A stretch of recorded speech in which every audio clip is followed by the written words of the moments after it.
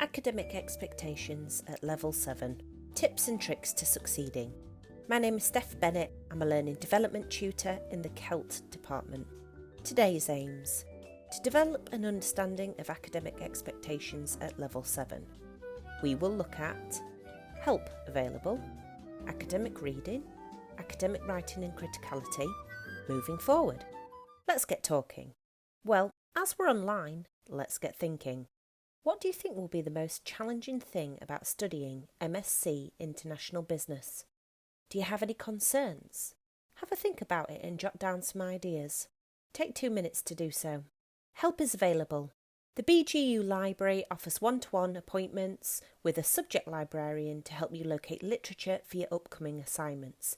Your subject librarian is Stephen, and you can book using this link here. Learning Development. One-to-one support is available with Learning Development for assignment writing and academic practice. Digital Learning. One-to-one support is available with digital elements of your assignments and Turnitin, which is where you'll submit your assignments to. And BG Student Advice offers counselling support, financial advice and additional support needs. And for Learning Development, Digital Learning and BG Student Advice, you can access appointments via this link here. The journey so far. So before coming to BGU, you may have already gained some academic skills in your prior studies, such as the following: well-structured assignments, focused writing concentrating on one topic, critical and analytical writing exploring the depths of a topic, coherent arguments that are placed in a logical order and make sense to the reader, using a variety of appropriate evidence, so that's the literature to support the arguments that you want to make, getting the literature to back up your arguments, accurate in-text citations and reference lists, an awareness of the big picture in your field, so an understanding of what's going on in business currently. However, at level 7, these are our expectations. We expect currency, and that is keeping up to date with cutting edge information. Because if you think about it, policy, professional practice and theories in the business field can quickly become outdated. So we're looking for that information in the literature from the last 5 years. Critical reading. So we expect you, when you're reading your literature, to question the material, to look at the strengths and the limitations of the texts that you're reading, then to determine how reliable it is, and to bring together the ideas of multiple authors to help you formulate new ideas or to gain a deeper understanding about a topic. We're wanting to see depth of research and analysis, so that might be pushing your ideas or challenging conventions by considering alternative points of view. Remember, as we spoke about in the lesson, not everybody has the same opinion or theory about certain topics in the business field. So weigh up the argument. Consider both points of view, both sides of the argument. And finally, theoretical frameworks then. We want you to use the theory to critique and reflect on your own skills in the business field. Because looking to the theory helps you to develop your professional practice. Theory and practice, they're not separate. They work hand in hand together. Academic reading. Locating literature then. You don't have to use Google. You will be expected to read academically as part of your MSc modules, and you'll receive a reading list to help you locate the literature. The reliable resources for your assignments can be located via the BGU Library if you want hard copies, the WorldCat catalogue, which is our university's online library, Taylor and Francis Online, which stores journals, JSTOR, which again stores journals, and Google Scholar. So you can use Google Scholar, but we don't recommend Googling your topics. And how to use your reading list when you receive it. So think about each text that has been included on the list. Why is it on there and how is it relevant to your upcoming assignments? Then think about who wrote the text or texts that you're looking at. Who are they and why are they important in the field of business? What experience do they have? What have they written about? Is that relevant to your upcoming assignment? Is it relevant to your professional practice? Then think about where the text is stored. If it's on Google Scholar, does that mean it's more reliable than maybe something that you find just on Google? Then you need to think about when it was written, how current and up to date it is. Because the business field is fast paced, so you might find that texts from 10 years or 20 years ago are not as relevant to the current field. Once you've selected the books and journals you want to read, have a look at the contents. Are there any chapters in the book that you need to read for your upcoming assignment? Have a look at the abstract of a journal. What is that journal article about? Does that mean you need to read this journal article properly in preparation for writing your assignment? Once you've determined which sources from your reading list you're definitely going to use, then start to skim read the journal or the book and identify the most relevant sections to your assignment. That might mean that you're scanning through the document, that you're looking for key words, which bits are most useful to you. And then if you want to move outside of your reading list, have a think about the authors featured on the reading list. And do they have any publications that aren't featured on that reading list that you could look to? And then think about the authors that you're reading. Do they cite any other authors? If so, can you go and have a look at their books or their journal articles? Let's get thinking again then. Critical thinking is a big part of academic reading. It's often called critical reading. But what is critical thinking and why do we apply it to our academic reading? Have a think about it, take 2 minutes to jot down some ideas. Critical reading. Why do we read critically in preparation for writing our assignments? Well, we need to gain a deeper understanding of a topic. It helps us to gather evidence to support the arguments in our assignments. It helps us to discover if a business approach or an explanation is successful. Then we might want to try it ourselves. We need to learn about the application of business theory to practice. We might want to understand different points of view in the business field because, like we said before, not everybody has the same thoughts or opinions about a certain topic. We might want to review debates in the business field.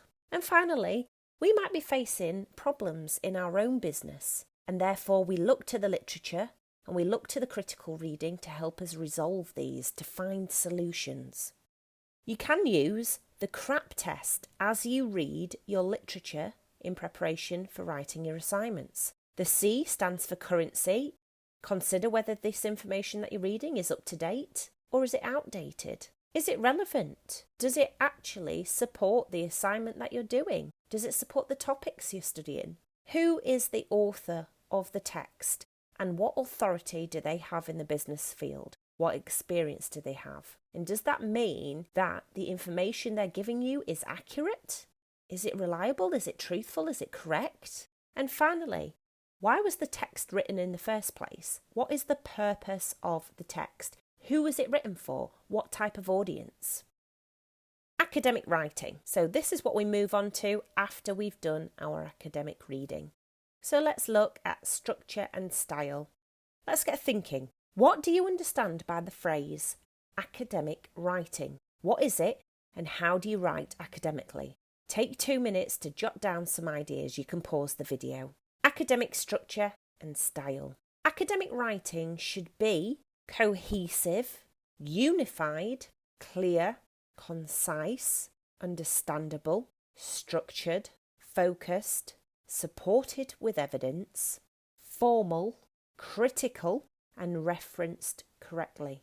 That means that anything that you write needs to be explained thoroughly for the reader and cited correctly using APA 7th so they can understand the points you're trying to get across and their significance to the business field and the topic you're exploring within the business field. And remember the formality. We need to make sure our writing is formal.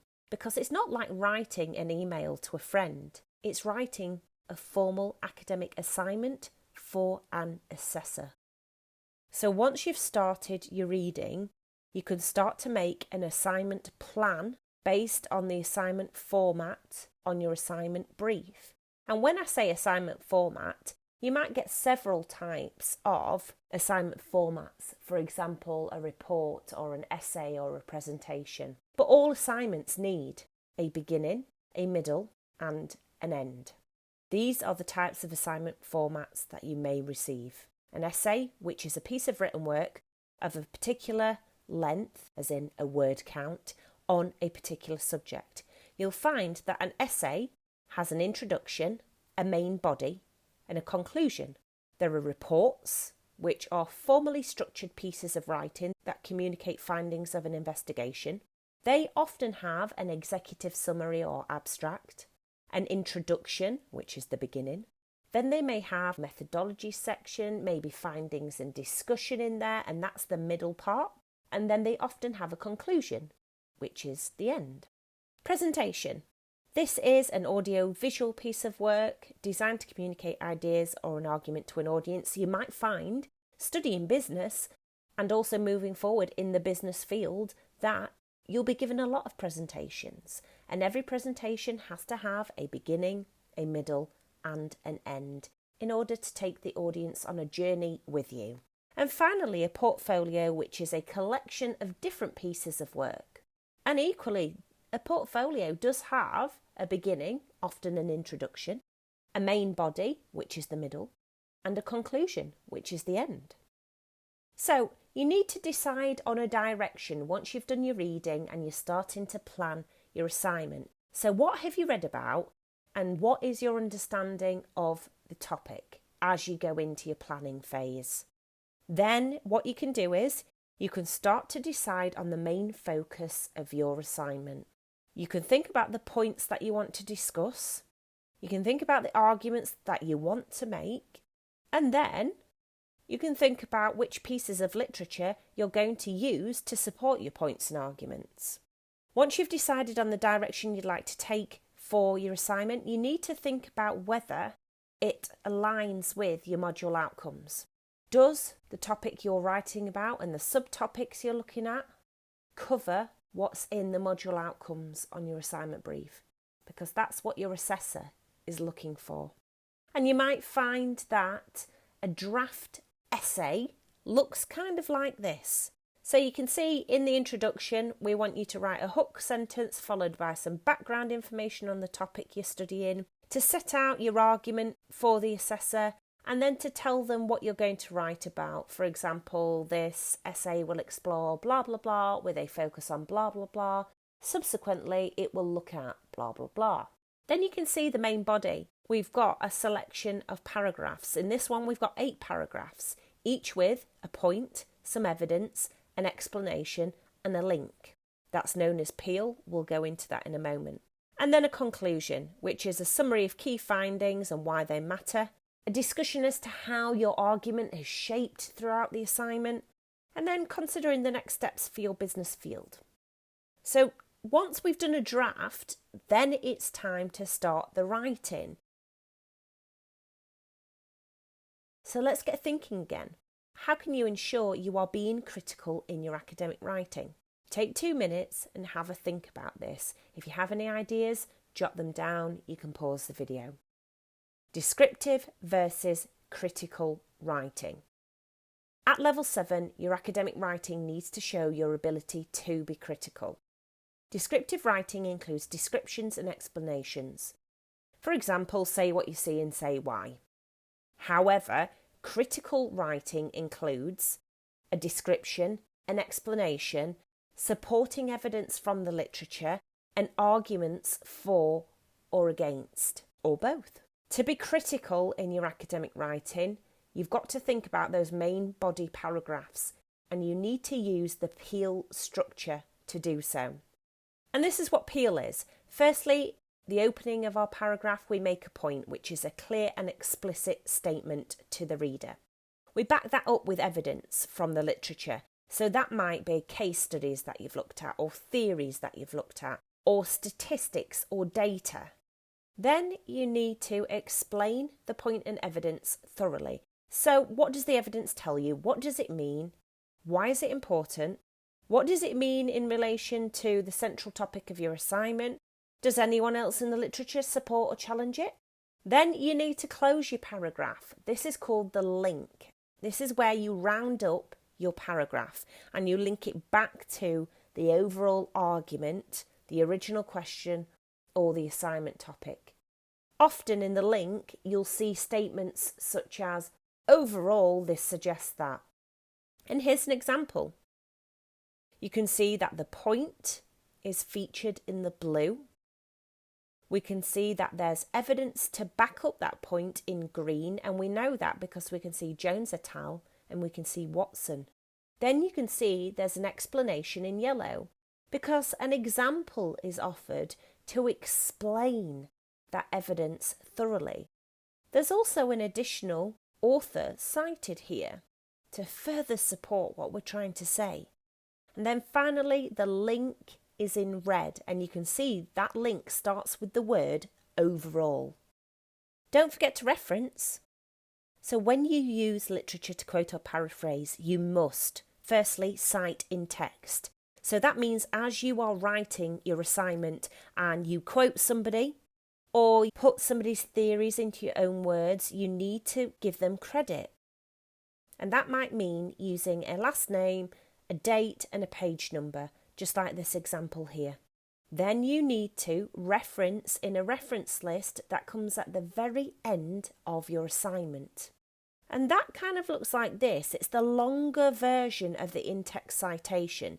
So you can see we've got a last name, an initial, a year, we've got the title of a book in italics, we've got a publisher, and then we've got a link to where we can find this book online. As I showed you in class, in-text citations in the Handbook for Written Coursework are in the white box, and then the reference, the full reference, will be found in the orange box in your handbook. Turnitin, which is where you're going to submit your assignments to, will pick up on all forms of plagiarism on your assignment submissions. Plagiarism means copying someone else's work. So if you cut and paste somebody else's ideas and put them into your assignment and do not cite them, you will be picked up for plagiarism because those words are not your own words. So don't forget to use your APA 7th Orange Handbook. It will be your lifeline over the next year of study. And finally, moving forward then, I've just mentioned it, there we go, that Orange Handbook. Keep referring to that when you're writing your assignments. Use the contents list, and if you can't find what you need in the contents list, flick to the index and search for the word that you're looking for. And you can also use the Learning Development Blackboard course, which I showed you how to use today. Just head to Blackboard, go onto courses, type in the little box Learning Development, and then a little blue picture will pop up. Click on that and have a look under academic reading, academic writing, dissertations, referencing and reflection for help with your upcoming assignments. Coming up then, so we are going to be delivering sessions on breaking down assignment briefs, referencing, report writing, academic structure and style, essay writing, presentations, reflection and proofreading and editing. So stay tuned for a deeper look at some of the things we've touched on today. And finally, if there are any questions or suggestions, you can email me at stephanie.bennett@bishopg.ac.uk.